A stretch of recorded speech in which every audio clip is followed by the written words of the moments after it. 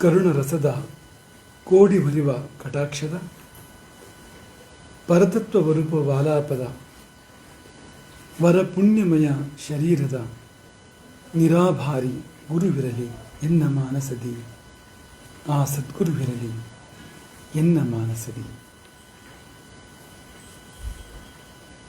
ಸಿದ್ಧಂ ಸತ್ಸಂಪ್ರದಾಯೇ ಸ್ಥಿರಧಿಯಂ ಅನಘಂ ಶ್ರೋತ್ರಿಯಂ ಬ್ರಹ್ಮನಿಷ್ಠಂ ಸತ್ವಸ್ಥಂ ಸತ್ಯವಾಚಂ ಸಮಯನಿಯತೆಯ ಸಾಧುವೃತ್ತ್ಯಾ ಸಮೇತಂ ದಂಭಾಸೂಯಾದಿ ಮುಕ್ತಂ ಜಿತ ವಿಷಯಗಣಂ ದೀರ್ಘಬಂಧುಂ ದಯಾಳುಂ ಸ್ಖಾಲಿತ್ಯೇ ಶಾಸಿತಾರಂ ಸ್ವಪರಹಿತಪರಂ ದೇಶಿಕಂ ಭೂಷ್ಣುರೀಪ್ಸೇತ್.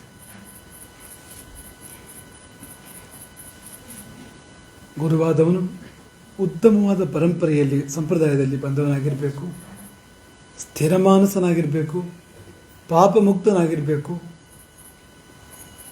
ವೇದಜ್ಞನಾಗಿರಬೇಕು, ಬ್ರಹ್ಮನಿಷ್ಠ ಪರಮಾತ್ಮನಿಷ್ಠನಾಗಿರಬೇಕು, ಸತ್ವಗುಣ ಸಂಪನ್ನನಾಗಿರಬೇಕು, ಸತ್ಯವಾಕ್ಯನಾಗಿರಬೇಕು, ಸತ್ಸಂಪ್ರದಾಯಗಳಿಗೆ ಶಿಷ್ಟಾಚಾರಗಳಿಗೆ ಮಹತ್ವವನ್ನು ಕೊಡುವವನಾಗಿರಬೇಕು, ದಂಭ ಅಸೂಯೆ ಮೊದಲಾದ ದುರ್ಗುಣಗಳಿಂದ ಮುಕ್ತನಾಗಿರಬೇಕು. ಜಿತ ವಿಷಯಗಣಂ ಅಂತಂದರೆ ಇಂದ್ರಿಯಗಳ ಮೇಲೆ ನಿಯಂತ್ರಣ, ವಿಷಯ ಲಂಪಡದ ಇಲ್ಲದೆ ಇರತಕ್ಕಂಥದ್ದು. ಕಣ್ಣು ಕಿವಿ ಮೂಗು ನಾಲಿಗೆಗಳ ಮೇಲೆ ಒಂದು ನಿಯಂತ್ರಣ ಅದಿದ್ದವನಾಗಿರಬೇಕು.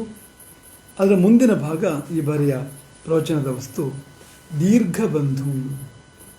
ಗುರುವಾದವನು ದೀರ್ಘ ಬಂಧುವಾಗಿರ್ತಾನೆ. ಬಂಧು ಎಂದೆಂದು, ಬಂಧು ಇಂದು ಅಂತಲ್ಲ. ಈಗ ಇಲ್ಲಿಂದ ಎಲ್ಲಿಗೂ ನಾವು ಪ್ರಯಾಣಕ್ಕೆ ಹೋಗುವಾಗ ಬಸ್ನಲ್ಲಿ ಯಾರೋ ಪಕ್ಕದಲ್ಲಿ ಬಂದು ಕೂತ್ಕೊಳ್ತಾರೆ. ಅವನು ಬಂಧುವೆ. ಎಷ್ಟು ಹೊತ್ತು ಅಂದರೆ ಸ್ಟಾಪ್ ಬರುವಷ್ಟು ಹೊತ್ತು ಮಾತ್ರ, ಅವನ ಸ್ಟಾಪ್ ಬರುವಷ್ಟು ಹೊತ್ತು ಮಾತ್ರ. ಅದು 10 ನಿಮಿಷ, ಅರ್ಧ ಗಂಟೆ, 2 ಗಂಟೆ. ಅವನು ಎಳೆಯುವ ಸ್ಥಳ ಬಂದರೆ ಹಿಡಿದು ಹೋಗ್ತಾನೆ. ಆ ಬಂಧ ಅಷ್ಟೇ. ಅಬಂಧವೇ ಆ ಬಂಧ. ಅಬಂಧ ಅಂದರೆ ಬಂಧವಿಲ್ಲ. ಆಮೇಲೆ ನೀನು ಯಾರು, ನಾನು ಯಾರು. ರಾಮನೇ ಒಂದು ಉದಾಹರಣೆ ಕೊಡ್ತಾನೆ. ಪ್ರಭು ಶ್ರೀರಾಮಚಂದ್ರನೇ ವಾಲ್ಮೀಕಿ ರಾಮಾಯಣದಲ್ಲಿ ಒಂದು ಉದಾಹರಣೆಯನ್ನು ಕೊಡ್ತಾನೆ. ಯಥಾ ಕಾಷ್ಠಂಚ ಕಾಷ್ಠಂಚ ಸಮೇಯಾತಾಂ ಮಹಾರ್ಣವೇ ತಥೈವ ಚ ವ್ಯಪೇಯಾತಾಂ. ಸಮುದ್ರ ಮಧ್ಯದಲ್ಲಿ 2 ಕಟ್ಟಿಗೆಗಳು ಅಲೆಗಳ ಹೊಡೆತಕ್ಕೆ ಸಿಕ್ಕಿ ಒಂದಾಗ್ತವೆ ಅಂತ. ಒಂದು ಕಟ್ಟಿಗೆಯನ್ನು ಆ ಕಡೆಗೆ ಕೆಲವು ಅಲೆಗಳು, ಒಂದು ಕಟ್ಟಿಗೆ ಈ ಕಡೆ ಕೆಲವು ಅಲೆಗಳು ತಳ್ಳಿ ತಳ್ಳಿ ದೈವವಶಾತ್ 2 ಕಟ್ಟಿಗೆಗಳು ಒಂದಾಗ್ತವೆ. ಸ್ವಲ್ಪ ಹೊತ್ತು ಒಂದಾಗಿಯೇ ತೇಲಾಡ್ತಾ ಇರ್ತವೆ, ಮುಂದೆ ಹಿಂದೆ ಹೋಗ್ತಾ ಇರ್ತವೆ. ಇನ್ನೊಂದು ಯಾವುದೋ ಅಲೆ ಬಂದು ಬಡಿದಾಗ ಇದು ಈ ಕಡೆಗೆ, ಅದು ಆ ಕಡೆಗೆ. ಹೀಗೆ ನಮ್ಮ ಸಂಬಂಧಗಳು ಎಂಬುದಾಗಿ, ಇಲ್ಲಿಯ ಸಂಬಂಧಗಳು ಈ ರೀತಿ ಎಂಬುದಾಗಿ ರಾಮನು ನಿರೂಪಣೆ ಮಾಡಿದ್ದಾನೆ ವಾಲ್ಮೀಕಿ ರಾಮಾಯಣದಲ್ಲಿ. ಹಾಗೆಯೇ ಸಂಬಂಧಗಳೆಲ್ಲ ಇರ್ತಕ್ಕಂಥದ್ದು ಅಂತ. ಆದರೆ ಗುರುವಿನದು ಹಾಗಲ್ಲ. ಗುರುವಿನದು ಅದು ದೀರ್ಘ ಬಂಧುತ್ವ. ಆ ಬಂಧುತ್ವ ಎನ್ನುವಂಥದ್ದು ಅಲ್ಪಕಾಲಿಕ ಅಲ್ಲ, ಅದು ಅನಂತಕಾಲಿಕ. ಒಮ್ಮೆ ಬಂದರೆ ಬಿಟ್ಟು ಹೋಗುವಂಥದ್ದಲ್ಲ. ಗುರುಬಂಧ ಒಮ್ಮೆ ಬಂದರೆ ಅದು ಬಿಟ್ಟು ಹೋಗುವಂಥದ್ದೇ ಅಲ್ಲ, ನಮ್ಮೊಟ್ಟಿಗೆ ಇರುವಂಥದ್ದು, ನಮ್ಮ ಆತ್ಮದೊಟ್ಟಿಗೆ ಇರುವಂಥದ್ದು. ಬಂದು ಹೋಗುವ ಬಂಧಗಳು ಬಹಳ. ಬದುಕಿನಲ್ಲಿ ಬಂದು ಹೋಗುವ ಬಂಧಗಳು ಬಹಳ. ಹಾಗಲ್ಲ ಗುರು ಶಿಷ್ಯರ ಬಂಧ, ಅದು ಆತ್ಮಬಂಧ. ಅದು ಕಥೆಯ ದೃಷ್ಟಾಂತವನ್ನು ಈ ಸನ್ನಿವೇಶದಲ್ಲಿ ಕೊಡಲಿಕ್ಕೆ ಅಪೇಕ್ಷೆ ಪಡ್ತೇನೆ. ಒಬ್ಬ ರಾಜ, ಆ ರಾಜನಿಗೆ 4 ಪತ್ನಿಯರು. ಆತ ಇದೆ ರಾಜಾನೋ ಬಹುವಲ್ಲಭಾಹ ಅಂತ. ರಾಜರಿಗೆ ಅನೇಕ ಪತ್ನಿಯರು. ಈ ನಮ್ಮ ಕಥೆಯಲ್ಲಿ ಬರ್ತಕ್ಕಂಥ ರಾಜನಿಗೆ 4 ಪತ್ನಿಯರು. 4ನೇ ಪತ್ನಿ, ಆ ಪತ್ನಿಯರ ಪರಿಚಯ, ಪತ್ನಿಯರ ಮತ್ತು ರಾಜನ ಬಾಂಧವ್ಯ ಹೇಗಿತ್ತು ಅದನ್ನು ನಿರೂಪಣೆ ಮಾಡೋದಾದರೆ ಕೊನೆಯಿಂದ ಶುರು ಮಾಡೋಣ. 4ನೇ ಪತ್ನಿ, ಇವಳ ಮೇಲೆ ಎಲ್ಲರಿಗಿಂತ ಹೆಚ್ಚು ಮೋಹ. ಆ ಶಬ್ದವೇ ಒಳ್ಳೆಯದು, ಮೋಹ. ರಾಜನಿಗೆ ಸಾಮಾನ್ಯ ಕೊನೆ ಹೆಂಡತಿಯಿಂದ ಹಾಗೆ ಅಲ್ವಾ, ಕೈಕೇಯಿ ಅಂತ ತಗೊಂಡ್ರೆ ಬಹಳ ಮೋಹ ಆಕೆ ಮೇಲೆ, ಬಹಳ ಪ್ರೀತಿ ಅನ್ನೋದಕ್ಕಿಂತ ಬಹಳ ಮೋಹ ದಶರಥನಿಗೆ ಎಂದ ಹಾಗೆ ಇಲ್ಲಿ ಮೂರಲ್ಲ, 4 ಪತ್ನಿಯರು. 4ನೇ ಪತ್ನಿಯ ಮೇಲೆ ಇನ್ನಿಲ್ಲದ ಮೋಹ ರಾಜನಿಗೆ. ಹಾಗಾಗಿ ಅವಳಿಗೆ ಒಳ್ಳೊಳ್ಳೆಯ ದಿರಿಸುಗಳು, ಈಗ ಪಟ್ಟೆ ಪೀತಾಂಬರಗಳು, ಉತ್ತಮ ವಸ್ತ್ರಗಳು ಆಕೆಗೆ, ಹಾಗೆ ಉತ್ತಮವಾದ ಅನುಲೇಪನಗಳು, ಸುಗಂಧ ದ್ರವ್ಯಗಳು ಅವಳಿಗೆ ಬಯಸಿದಂತೆ ಸಿಗ್ತಾ ಇತ್ತು. ಅತ್ಯಂತ ಬೆಲೆ ಬಾಳುವ ಆಭರಣಗಳು, ಮುತ್ತು ರತ್ನಗಳಿಂದ ವಿಭೂಷಿತವಾಗಿರ್ತಕ್ಕಂಥ ಬೆಲೆ ಬಾಳುವ ಆಭರಣಗಳು, ಬಗೆ ಬಗೆಯ ರುಚಿಕರ ತಿಂಡಿ ತಿನಿಸುಗಳು. ಅವಳು ಏನು ಬಯಸಿದರೂ ಅದು ಅವಳಿಗೆ ಲಭ್ಯ. ನೋಡ ಬಯಸಿದುದಕ್ಕೆ, ಕೇಳ ಬಯಸುವುದಕ್ಕೆ ಇಲ್ಲವೆಂಬ ಶಬ್ದವೇ ಇಲ್ಲ. ಅವಳು ಏನು ನೋಡ ಬಯಸಿದ್ರು, ಏನು ಕೇಳ ಬಯಸಿದ್ರು, ಏನನ್ನು ತಿನ್ನ ಬಯಸಿದ್ರು ಎಲ್ಲ ಆಕೆಗೆ ಲಭ್ಯ. ಅಪೇಕ್ಷೆ ಪಟ್ಟರೆ ಆಯಿತು, ಆಕೆ ಗೊತ್ತಾದ್ರೆ ಆಯಿತು ರಾಜನಿಗೆ, ಅದು ಬಂತು ಅಂತ ಲೆಕ್ಕ. ಹೀಗೆ 4ನೇ ಪತ್ನಿ ಇದ್ದಳು. ಒಂದು ಕ್ಷಣವೂ ಕೂಡ ರಾಜ ಬಿಟ್ಟಿರ್ತಿರಲಿಲ್ಲ ಆಕೆಯನ್ನು. ಮತ್ತು ಪ್ರತಿಕ್ಷಣ ಆಕೆಯದ್ದೇ ಭಾಸ, ಅವನಿಗೆ ಆಕೆಯದ್ದೇ ಭಾಸ ಅಂತ. 3ನೇ ಪತ್ನಿ ಮೊದಲನೇ ಆಕೆಯಷ್ಟು ಅಲದಿದ್ರೂ ಕೂಡ ರಾಜನು ಆಕೆಯನ್ನು ಕೂಡ ಬಹುವಾಗಿ ಪ್ರೀತಿಸ್ತಾ ಇದ್ದ. ಆ ಪತ್ನಿಯ ಬಗ್ಗೆ ಹೇಳೋದಾದ್ರೆ, ಆಕೆಯ ಮೇಲೆ ಅನೇಕರಿಗೆ ಕಂಡಿತ್ತು. ರಾಜನು ಕದನಗಳನ್ನು ಮಾಡಿಯೇ ಆಕೆಯನ್ನು ಪಡೆದಿತ್ತು. ಕದನಗಳ ಮೂಲಕ ಆಕೆಯನ್ನು ಪಡೆದಿತ್ತು. ಪಡೆದ ಮೇಲೆ ಕೂಡ ಆಕೆಯನ್ನು ಉಳಿಸ್ಕೊಳ್ಳಿಕ್ಕೆ ಕದನಗಳನ್ನು ಮಾಡಬೇಕಾಗಿತ್ತು. ಅನೇಕ ಕದನಗಳನ್ನು ಮಾಡಬೇಕಾಯಿತು ರಾಜ. ಹೆಚ್ಚು ಕಡಿಮೆ ಆಕೆಯ ವಿಷಯಕ್ಕೆ ಕದನಗಳು ನಿರಂತರವಾಗಿ ಇತ್ತು.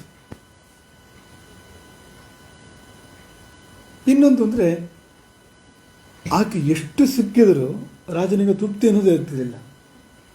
ಮೊದಲನೇ ಪತ್ನಿಯ ಬಗ್ಗೆ ಹೀಗಲ್ಲ. ಆದರೆ 2ನೇ ಪತ್ನಿಯ ಒಂದು ವಿಷಯ ಏನು ಅಂದರೆ, ರಾಜನಿಗೆ ಆಯಿತು ಅಂತ ಇಲ್ಲ, ತೃಪ್ತಿ ಅಂತ ಇಲ್ಲ, ಹಾಗೆ ಇತ್ತು.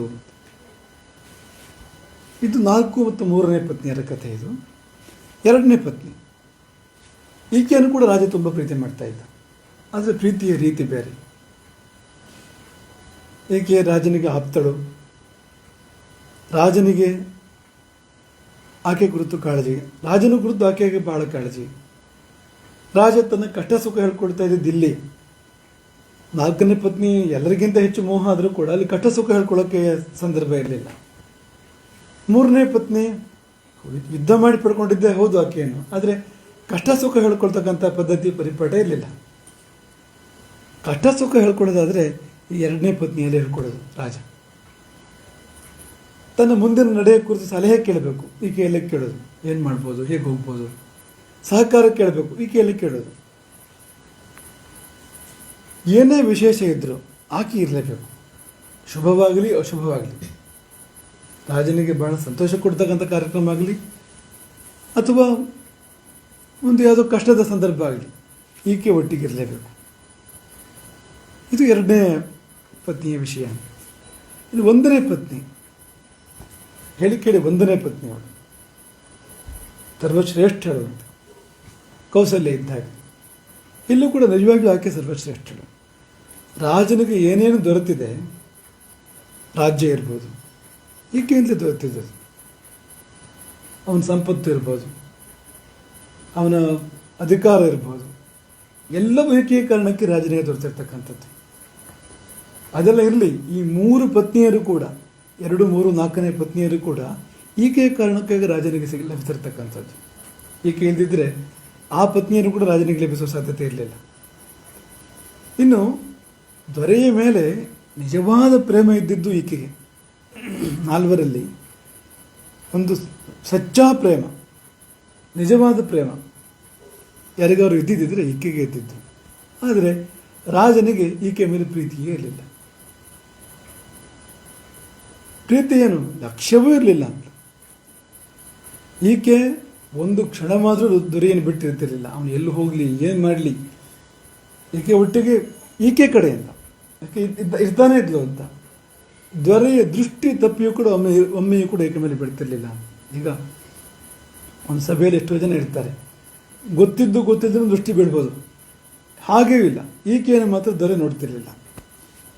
ಅಷ್ಟು ಅಲಕ್ಷ್ಯ, ಲಕ್ಷ್ಯವೇ ಇಲ್ಲ.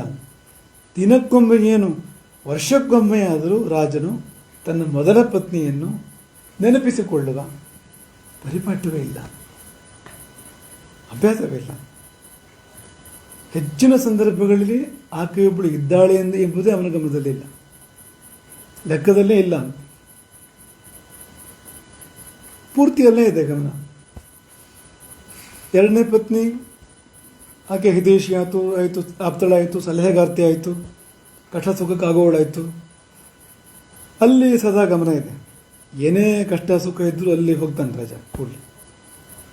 ಏನೇ ವಿಶೇಷ ಮನೆಯಲ್ಲಿದ್ದರೂ ಕೂಡ ಆಕೆ ಇರಲೇಬೇಕು, ಆಕೆ ಕಡೆ ಗಮನ ಇದೆ. ಮೂರನೇ ಪತ್ನಿ ಯುದ್ಧ ಮಾಡಿ ಪಡ್ಕೊಂಡ್ಮೇಲೆ ಆಕೆ ಬಗ್ಗೆ ಆಕೆಯನ್ನು ಮರೆಯೋದಾದ್ರೆ ಹೇಗೆ? ಸದಾ ಆಕೆ ಕಡೆ ಗಮನ ಇದೆ. ಆದರೆ ನಾಲ್ಕನೇ ಪತ್ನಿಯಷ್ಟು ಯಾರ ಬಗ್ಗೆಯೂ ಇಲ್ಲ. ಆಕೆಗೆ ರಾಜೋಪಚಾರ, ಇಡೀ ದಿನವೂ ಒಂದಿಲ್ಲ ಒಂದು ಆಕೆಗೆ ಏನು ಬೇಕು ಆ ಕಡೆಗೆ ರಾಜನ ಗಮನ, ರಾಜ್ಯದ ಕಡೆಗೂ ಕೂಡ ಗಮನ ಇಲ್ಲ. ಆಕೆಗೆ ಯಾವ ಬಟ್ಟೆ ಬೇಕು, ಆಕೆಗೆ ಯಾವ ಆಭರಣ ಬೇಕು, ಆಕೆಗೆ ಏನು ತಿನ್ನಲಿಕ್ಕೆ ಬೇಕು, ಆ ಕಡೆಗೆ ಗಮನ ರಾಜನಿಗೆ ಇದ್ದಿತ್ತು. ಆದರೆ ಈ ಮೊದಲನೇವಳು ಎಲ್ಲಕ್ಕೂ ಕಾರಣಳು, ಇವಳಿಂದ್ರೆ ಎಲ್ಲ ಭಾಗ್ಯ ರಾಜನಿಗೆ, ಆಕೆ ಬಗ್ಗೆ ಗಮನವೇ ಇಲ್ಲ. ಬೇಕು ಬೇಡಗಳನ್ನು ರಾಜ ಪೂರೈಸ್ತಾನೆ ಇರಲಿಲ್ಲ, ಆಕೆಗೆ ಬೇಕು ಬೇಡಗಳನ್ನು. ಅದು ಏನು ಅಂತ ರಾಜನ ಗಮನದಲ್ಲಿಲ್ಲ, ಯಾವತ್ತೂ ಪೂರೈಸಿದ್ದಿಲ್ಲ. ಆಕೆಗೆ ಏನು ಬೇಕು ಅಂತ ಕೇಳಿದ್ದೇ ಇಲ್ಲ. ಒಂದು ಮಾತು, ನಿನಗೇನು ಬೇಕು, ನಿನಗೇನಾದ್ರು ಅಪೇಕ್ಷೆ ಇದೆಯಾ, ಕೇಳಿದರೆ ಹೇಳಿ. ಕೇಳಲಿಲ್ಲ, ಒಂದು ಬಾರಿ ಕೇಳಲಿಲ್ಲ, ಇಡೀ ಜೀವನದಲ್ಲಿ ಒಂದು ಬಾರಿ ಕೇಳಲಿಲ್ಲ.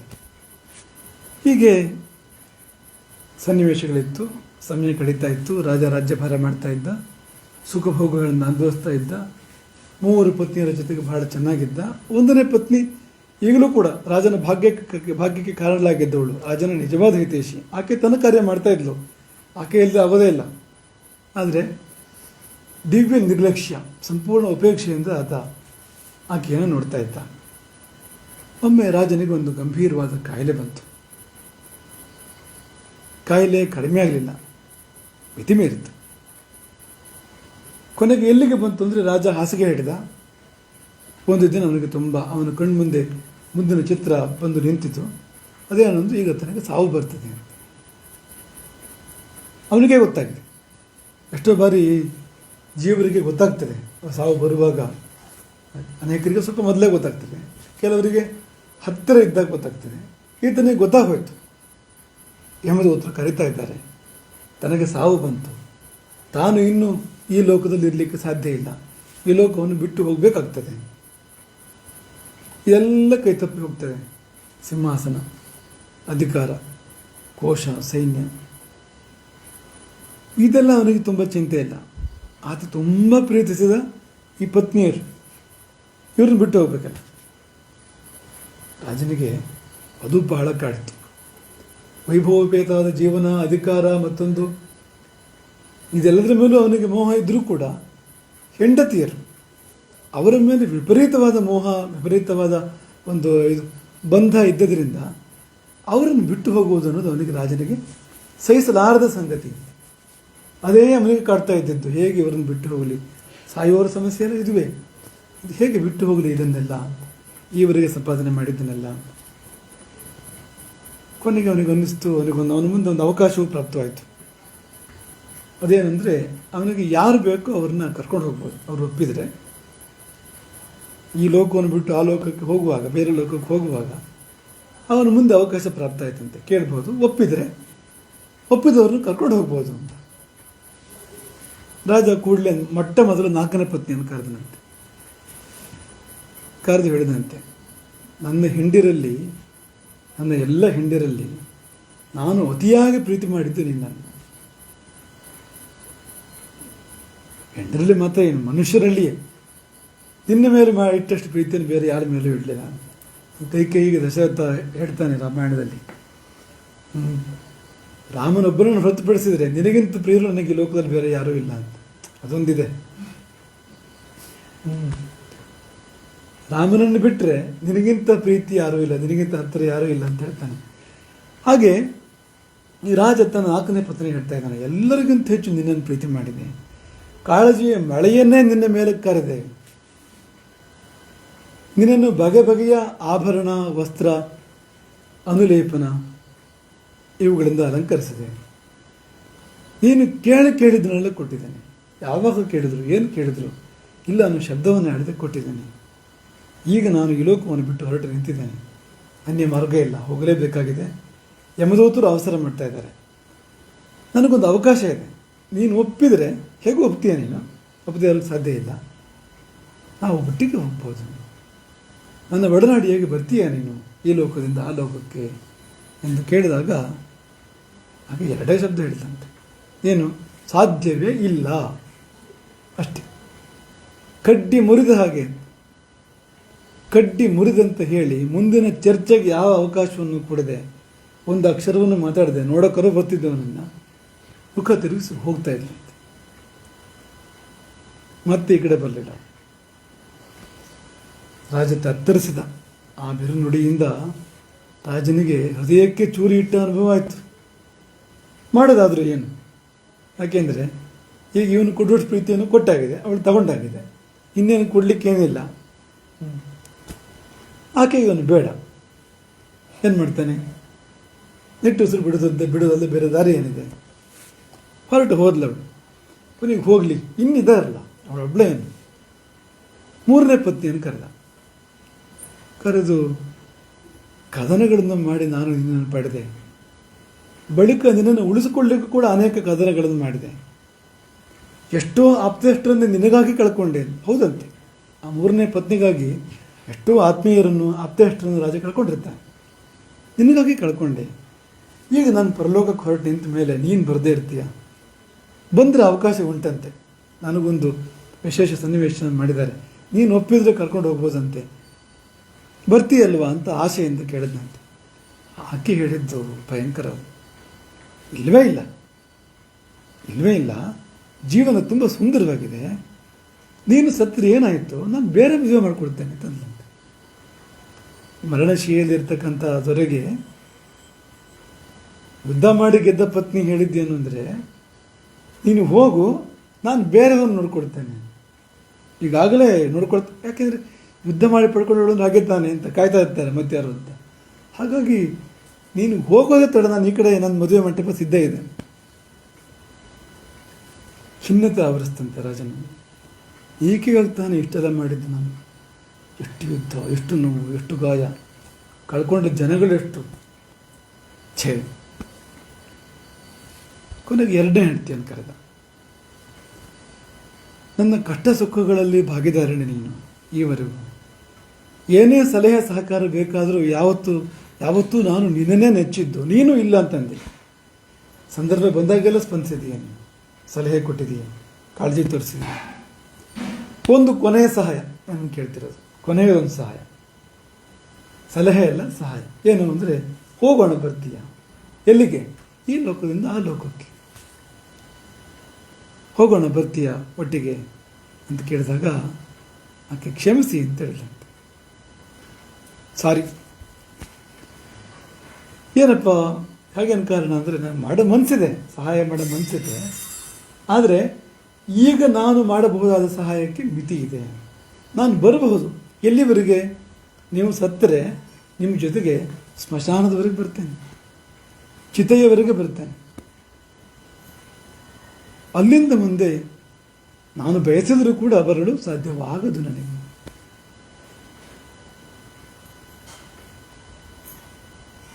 ಈಗ ರಾಜನಿಗೆ ಬರಸಿಡಲು ಎರಗಿದ ಅನುಭವ ಆಯಿತು. ಯಾಕೆಂದರೆ 3 ಪತ್ನಿಯರು ರಾಜ್ಯಕ್ಕಿಂತ, ಕೋಶಕ್ಕಿಂತ, ಸೈನ್ಯಕ್ಕಿಂತ, ಎಲ್ಲಕ್ಕಿಂತ ಹೆಚ್ಚು ಪ್ರೀತಿ ಮಾಡಿರ್ತಕ್ಕಂಥವ್ರು.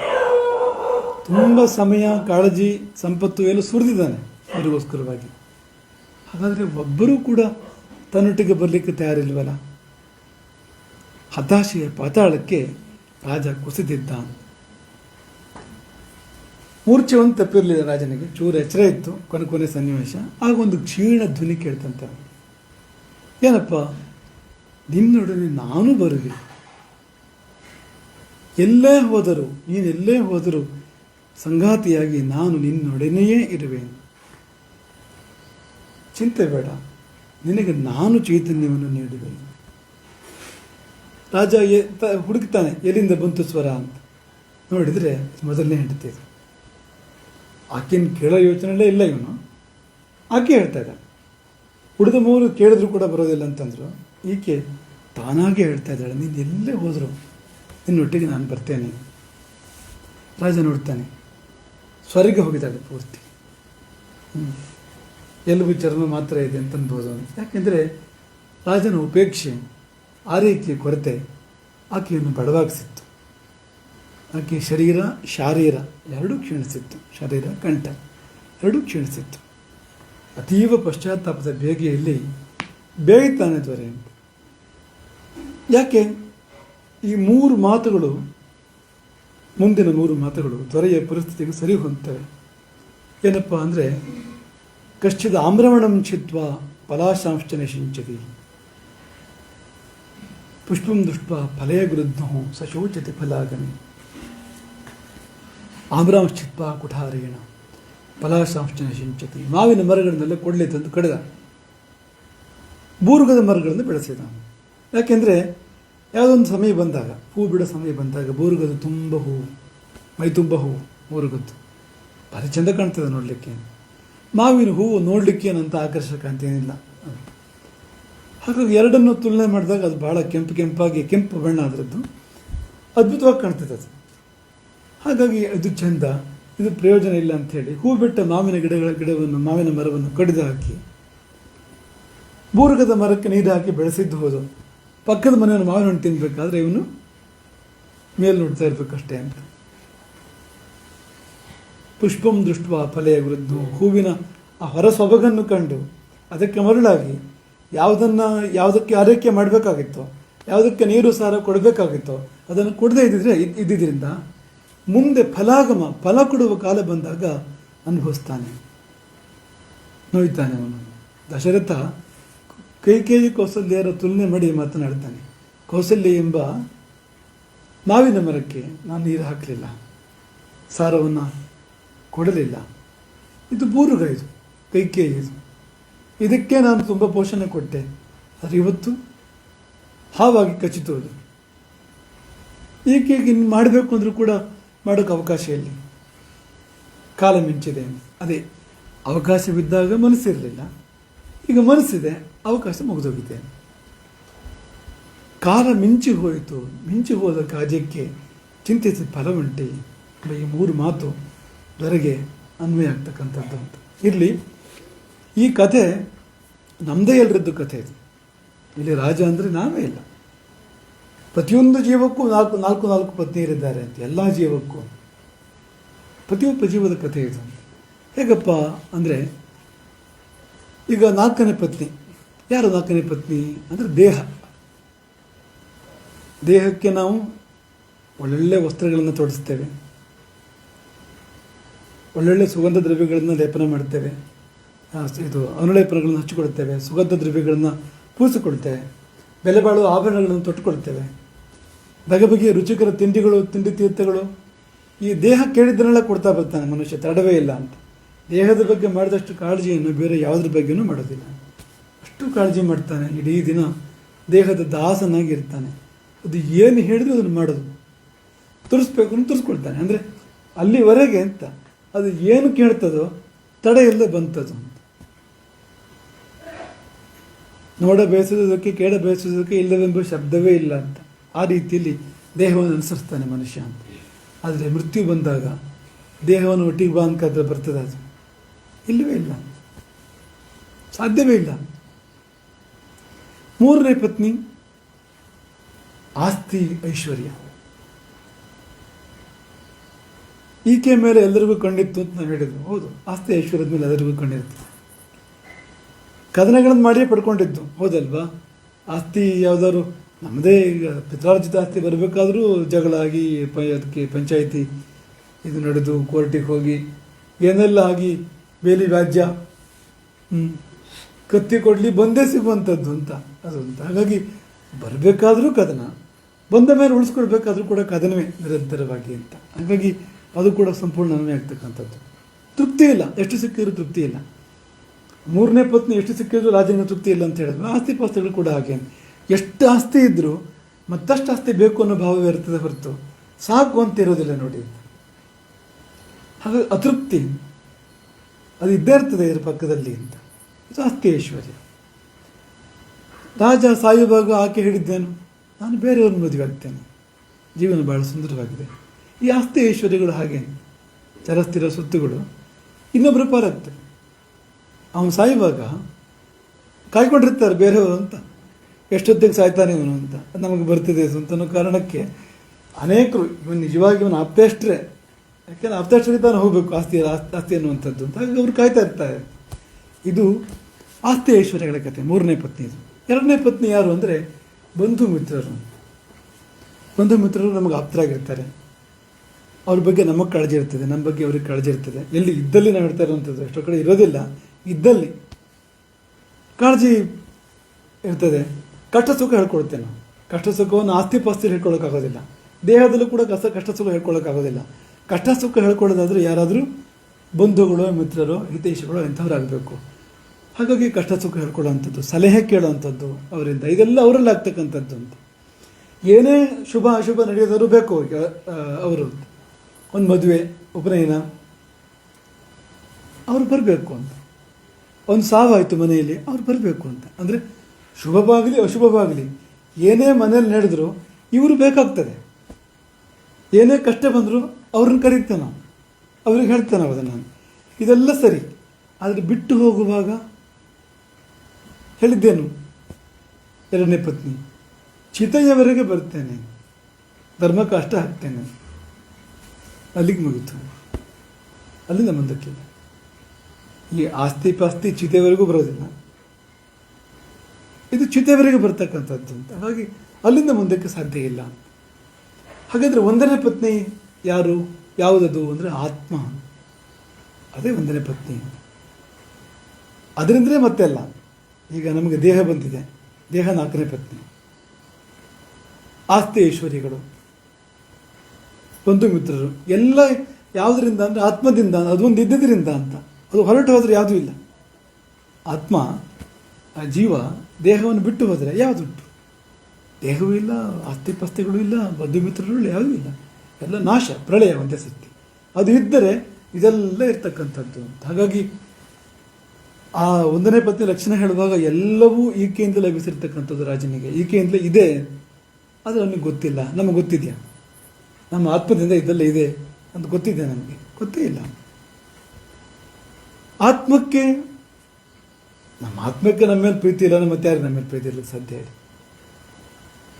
ಆತ್ಮನಸ್ತು ಕಾಮಾಯ ಸರ್ವಂ ಪ್ರಿಯಂ ಭವತಿ. ಹಾಗಾಗಿ ಇದ್ದರೆ ಅದಕ್ಕೆ ಇರಬೇಕು, ಮತ್ತೆ ಅದಕ್ಕೆ ಇರೋಕ್ಕೆ ಸಾಧ್ಯ ಇಲ್ಲ. ಇವೆಲ್ಲ ಬಿಟ್ಟು ಹೋಗ್ತಕ್ಕಂಥವು, ಅದು ಬಿಟ್ಟು ಹೋಗುವಂಥದ್ದಲ್ಲ. ಎಲ್ಲಿ ಹೋದರೂ ನಮ್ಮೊಟ್ಟಿಗೆ ಇರುವಂಥದ್ದು. ಈ ಲೋಕವಾಗಲಿ, ಆ ಲೋಕವಾಗಲಿ, ಯಾವ ಲೋಕವಾಗಲಿ, ಬ್ರಹ್ಮಲೋಕವಾಗಲಿ, ಮುಕ್ತಿ ಪರ್ಯಂತ ನಮ್ಮನ್ನು ಬಿಟ್ಟು ಹೋಗದೇ ಇರತಕ್ಕಂಥ ಒಂದು ಸಂಗತಿ ಇದ್ದರೆ ಅದು ಆತ್ಮ. ಅದು ದೇಹಗಳನ್ನು ದಾಟಿ, ಲೋಕಗಳನ್ನು ದಾಟಿ ನಮ್ಮೊಟ್ಟಿಗೆ ಬರ್ತಕ್ಕಂಥದ್ದು, ಅವಸ್ಥೆಗಳನ್ನು ದಾಟಿ ನಮ್ಮ ಜೊತೆಗೆ ಇರ್ತಕ್ಕಂಥದ್ದು ಅಂತ. ಆದರೆ ನಮಗದೊಂದು ಇದೆ ಅಂತಲೇ ಗೊತ್ತಿಲ್ಲ. ಆ ಕಡೆ ಲಕ್ಷ್ಯವೇ ಇಲ್ಲ. ನಾವು ಯಾವತ್ತಾದ್ರೂ ಕೇಳಿದ್ದೇವ ಜೀವನದಲ್ಲಿ? ನಮ್ಮ ಆತ್ಮವನ್ನು ಕೇಳ್ಕೊಂಡಿದ್ದೇವ? ಏನು ಬೇಕು ನಿಮಗೆ ಕೇಳಿದ್ದೇವ? ದೇಹವನ್ನು ಕೇಳಿದ್ದೇವೆ, ಆಸ್ತಿ ಪಾಸ್ತಿಗಳಿಗೆ ಬೇಕಾದನ್ನೆಲ್ಲ ಮಾಡಿದ್ದೇವೆ, ಬಂಧು ಮಿತ್ರರಿಗೆ ಉಡುಗೊರೆ ಕಾಣಿಕೆಗಳನ್ನು ಕೊಟ್ಟಿದ್ದೇವೆ.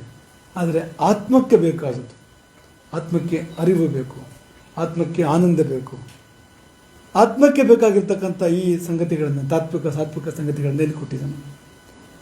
ಕೊಟ್ಟೇ ಇಲ್ಲ.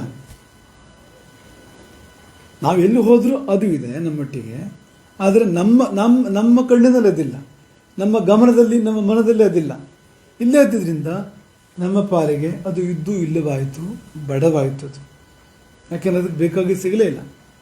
ಉಳಿದಿದ್ದಕ್ಕೆ ಬೇಕಾದಲ್ಲಿ ಸಿಕ್ಕಿದೆ, ಅದು ಯಾವುದು ಉಳಿಯೋದಲ್ಲ, ನಶಿಸಿ ಹೋಗುವಂಥದ್ದು. ಅವೆಲ್ಲವೂ ಕೂಡ ದಿನಕ್ಕೊಮ್ಮೆ ಏನು ವರ್ಷಕ್ಕೊಮ್ಮೆಯಾದರೂ ಆ ಮೊದಲನೇ ಪತ್ನಿಯ ಕಡೆಗೆ ರಾಜನ ಗಮನ ಇರ್ತಾ ಇರಲಿಲ್ಲ.